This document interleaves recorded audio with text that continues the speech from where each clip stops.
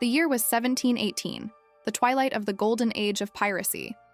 The Caribbean was a battlefield, and at its center sailed a man who had become a legend even in his own time. Edward Teach, better known as Blackbeard. With burning fuses woven into his beard and eyes that glowed with madness and charisma, he commanded a ship feared across oceans, the Queen Anne's Revenge. Armed with 40 cannons and manned by a hardened crew of outlaws, she was the most powerful pirate ship ever to haunt the Atlantic. But every reign of terror eventually meets its storm.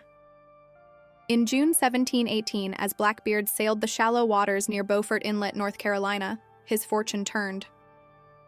The Queen Anne's Revenge struck a hidden sandbar and ran aground. Some said it was bad luck.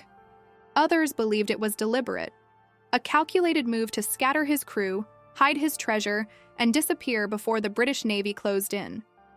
Archaeologists would later find the wreck buried deep beneath layers of sand and coral, her timbers shattered, her anchors twisted, proof of how violently she met her end. But the story didn't stop there. Just months later, Blackbeard himself faced his final stand. At Ocracoke Island, he was cornered by Lieutenant Robert Maynard of the Royal Navy. What followed was one of the most brutal sea battles in pirate history. Cannons roared, swords clashed, and blood soaked the decks. Blackbeard fought like a demon. Legend says he took 5 gunshots and over 20 sword wounds before he finally fell. When the fight was over, his severed head was hung from the bow of Maynard's ship, a warning to every pirate still daring to dream of freedom. For centuries, the Queen Anne's Revenge lay hidden beneath the waves, her story half legend, half truth. When divers discovered her remains in 1996, the myth finally became real.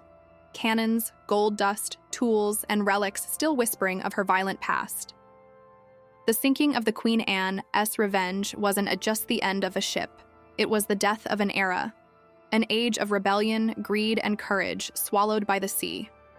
Blackbeard may have died that day, but his legend and the ghost of his ship still sails on in every story told about the pirates who refused to kneel.